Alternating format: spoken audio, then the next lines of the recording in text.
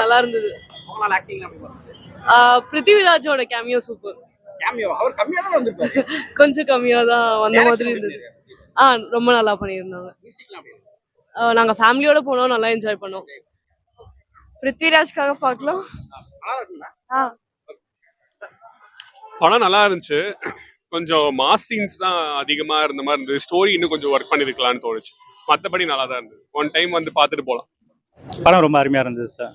நல்ல entertainment movie. வேற என்ன சொல்றது, நிறைய விஷயங்கள் சொல்றாங்க சார்.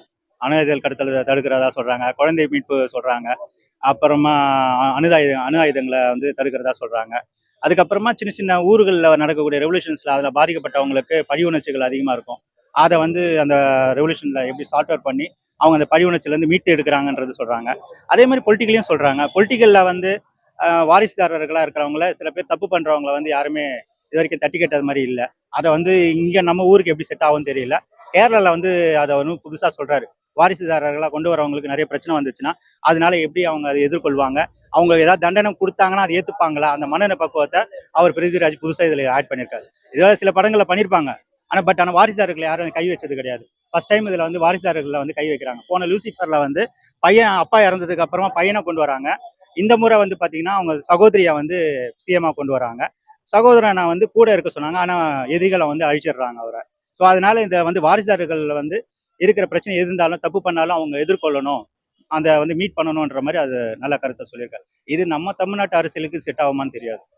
அது ஏதோ உள்குத்து கூட இருக்கலாம் மேபி.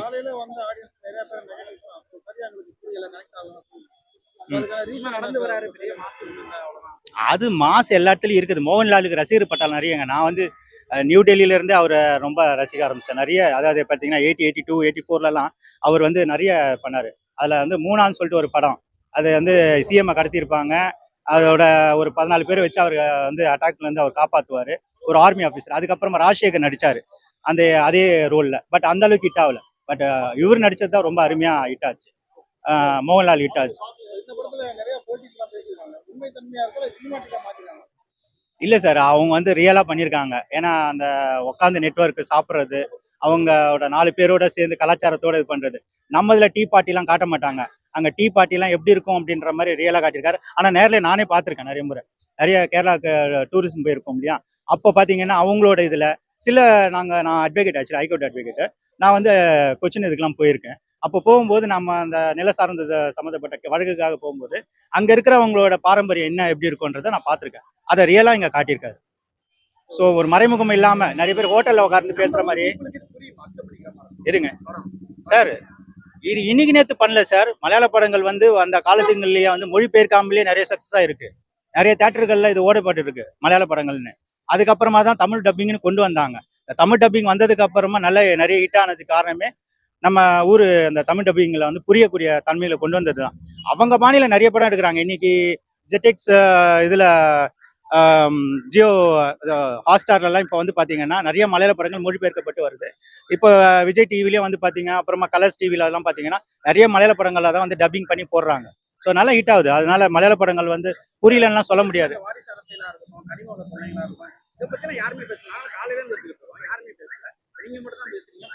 சார். நான் அது வந்து கூர்மையாக, நான் வந்து கிரிமினல் அட்வொகேட்டு. அது எதுக்காக என்னதுக்காக கொண்டு வராங்கிறத நம்ம பார்க்குறோம், சிலபஸை பார்க்குறோம். மற்றபடி அவங்க வந்து எல்லாருமே கலாச்சாரத்தோட பார்க்குறவங்க நிறைய பேர் இருக்காங்க. நாங்கள் வந்து சிலபஸ் மட்டும் கொஞ்சம் பார்ப்போம், எதுக்காக அந்த படம் கொண்டு வராங்க, என்ன கருத்தை சொல்ல வராங்க.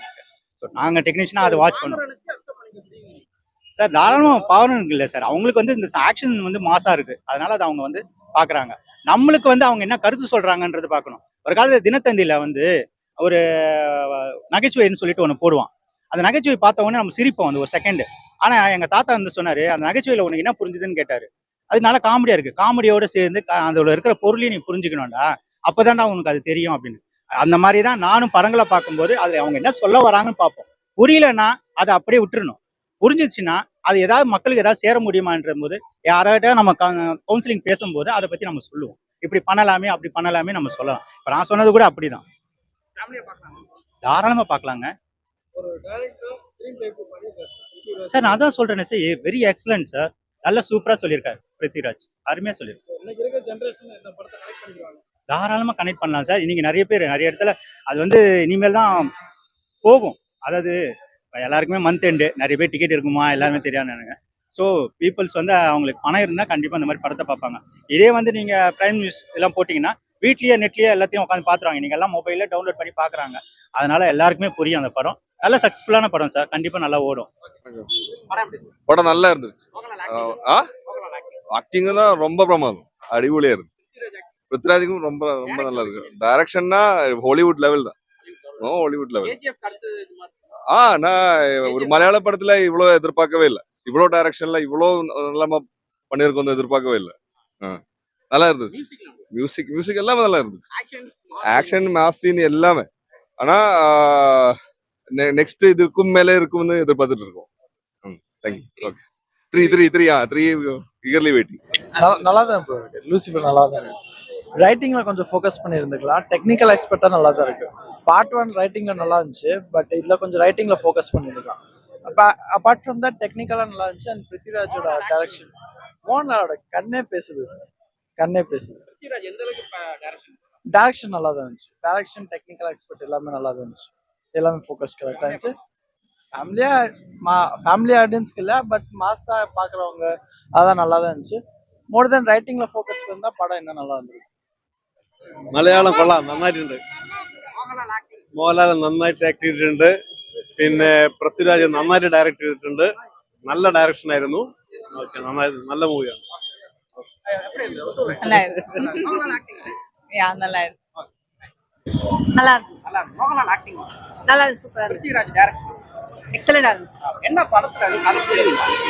இல்ல கண்டினியூட்டி நல்லா இருந்தது, ப்ராப்பரா இருந்தது, சூப்பரா இருந்தது.